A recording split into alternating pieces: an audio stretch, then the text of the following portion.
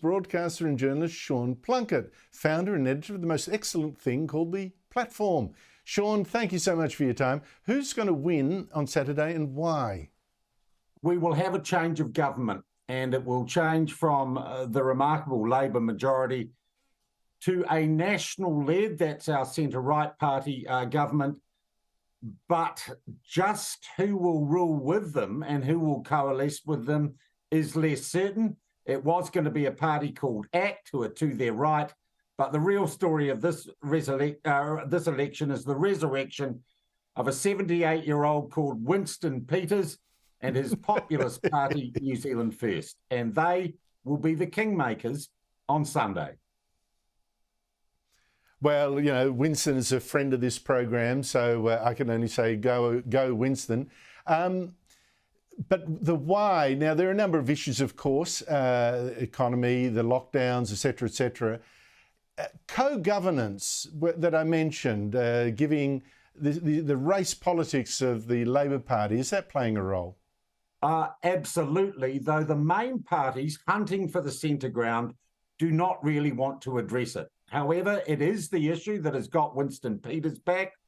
He has hoovered up a disparate group of people most concerned about that issue and also about the COVID restrictions that led to Jacinda Ardern becoming so unpopular prior to her departure.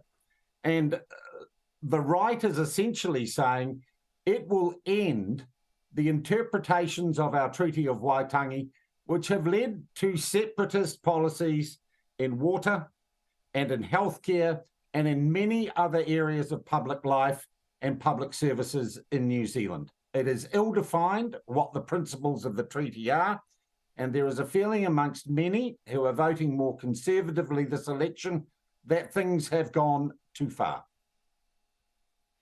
I hear what you're saying about the national leader who's likely to be the Prime Minister on Saturday. A bit of a blancmange, not really interested, a typical executive, not really interested in social issues that actually make so much difference. But listen, how come Jacinda Ardern, you mentioned her lack of popularity, how come she just popped up again in this campaign like she's a vote winner? A desperate attempt by Labor, who are stuck in the mid-20s polling. That's half the support they had 3 years ago. A desperate attempt, I think, to shore up their core vote, much of which has bled left to the Green Party in New Zealand. And to give you an idea, Andrew, of how radical they are, one of their co-leaders suggested on television here last night that the Israeli Defence Force should be designated a terrorist organisation.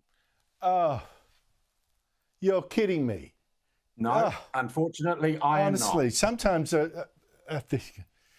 honestly, Sean, this is just incredible. Just quickly, I'm out of time, but I just need to know, global warming policies play any role here? No, strangely enough, climate change has not figured. But what has, and Jacinda Ardern mentioned child poverty, that hasn't been solved. And New Zealanders are, in general, doing it very tough.